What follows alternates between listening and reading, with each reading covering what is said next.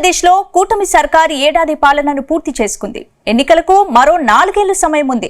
కానీ అప్పుడే అధికార పార్టీ ఎమ్మెల్యేలపై వ్యతిరేకత మొదలైందా? రాయలసీమలో ఎక్కువ మంది ఎమ్మెల్యేలు వన్ టైం ఎమ్మెల్యేలుగా మిగిలిపోనున్నారా? అటు 4 మంత్రులు కూడా రెడ్ జోన్ లో ఉన్నారా? ఇప్పుడు ఈ సర్వే ఫలితాలు వైసీపీకి అనుకూలంగా మారిపోతున్నాయా?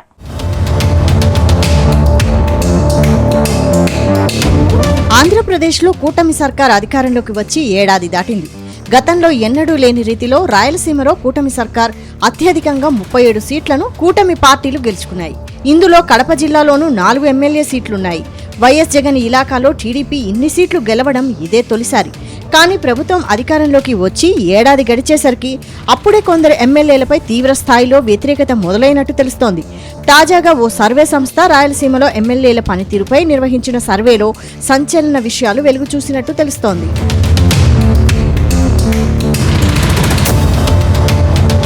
ప్రస్తుతం రాయలసీమలో కూటమి పార్టీల నుంచి 37 మంది ఎమ్మెల్యేలు ప్రాతినిధ్యం వహిస్తున్నారు. ఇందులో కొత్తగా గెలిచిన ఎమ్మెల్యేలే 29 మంది ఉన్నారు. వీరిలో అందరిపైన ప్రజల్లో తీవ్ర స్థాయిలో వ్యతిరేకత ఉన్నట్టు తెలుస్తోంది. ఇందులో 4 మంత్రులు కూడా రెడ్ జోన్లో ఉన్నారట. వీరి పనితీరు అస్సలు బాగలేదట. మరోవైపు ప్రజా సమస్యలు పరిష్కరించడంలో 4 మంత్రులు అట్టర్ ఫ్లాప్ అయ్యారని చెబుతున్నారు. అయితే గెలిచిన 90 మంది ఎమ్మెల్యేలపై అవినీతి ఆరోపణలు కూడా అదే స్థాయిలో ఉన్నాయట. అయితే ఇప్పటికిప్పుడు ఎన్నికలు జరిగితే మాత్రం చిత్తూరు పార్లమెంటులో కుప్పం, పలమనేరు తప్పితే మిగిలినవి కూటమి పార్టీలు మర్చిపోవడమే బెటర్ అని సర్వేలో తేలినట్టు సమాచారం.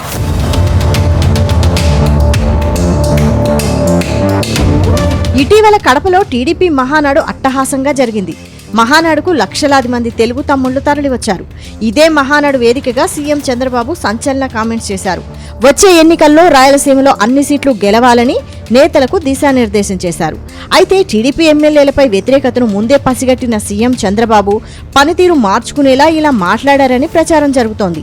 అయితే సీఎం చెప్పిన నెల రోజుల లోపే ఇప్పుడు సర్వే రూపంలో వ్యతిరేకత మొదలైందని టాక్ వచ్చింది. ప్రస్తుతం టీడీపీ ఎమ్మెల్యేల నియోజకవర్గాల్లో ఈ స్థాయిలో వ్యతిరేకత రావడం వెనక రకరకాల కారణాలున్నట్టు టాక్ వినిపిస్తోంది.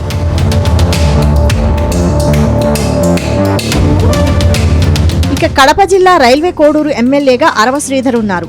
గత అసెంబ్లీ ఎన్నికల్లో రైల్వే కోడూరు సీటు జనసేనకు కేటాయించడంతో అరవ శ్రీధర్ ఎమ్మెల్యేగా ఎన్నికయ్యారు. ప్రస్తుతం ఆయన పనితీరు చాలా దారుణంగా ఉన్నట్టు తెలుస్తోంది. ఇక్కడ టీడీపీ నేతలదే పెత్తనంలా పాలన నడుస్తోందట. టీడీపీ ఇన్ఛార్జ్ ఏది చెబితే దానికి ఎమ్మెల్యే హూ కొడుతున్నారట. అయితే పేరుకు ఎమ్మెల్యేగా అరవ శ్రీధర్ ఉన్నారని, పెత్తనమంతా టీడీపీ చేతుల్లో ఉండడంతో ఆయన వన్ టైం ఎమ్మెల్యేగా మిగిలిపోయే అవకాశం ఉందని సర్వేలో తేలిందట. మరోవైపు అనంతపురం అర్బన్ ఎమ్మెల్యేపై తీవ్ర స్థాయిలో ఆరోపణలున్నాయి. గత అసెంబ్లీ ఎన్నికల్లో అనంతపురం అర్బన్ ఎమ్మెల్యేగా దగ్గుబాటి ప్రసాద్ గెలిచారు.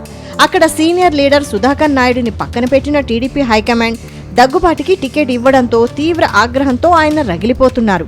అటు పార్టీ పుట్టినప్పటి నుంచి నియోజకవర్గంలో పార్టీ కోసం కష్టపడ్డ కార్యకర్తలను కాదని తనకు భజన చేసే వారికే ఎమ్మెల్యే ప్రాధాన్యత ఇస్తున్నారని ఆరోపణలున్నాయి.